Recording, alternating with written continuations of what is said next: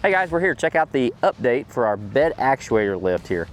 So, running bigger wheels and tires, running our rear bumper.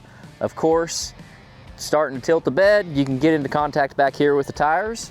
We now have, with these massive 35s and our long travel suspension kit and this rear bumper, want to be able to still tilt the bed, not contact the tires. So we came out with a relocation kit that moves this bed actuator cylinder and relocates it down here on the bottom position. Simple bolt-on installation and allows everything to work seamlessly. Still have great access in here to the engine, be able to service it, do your oil changes. The bed still operates and dumps as normal.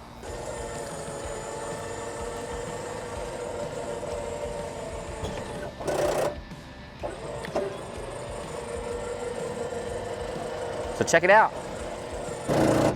ThumperFab.com or Thumper Fab dealer near you. Get the maximum clearance you need. Have everything work in harmony.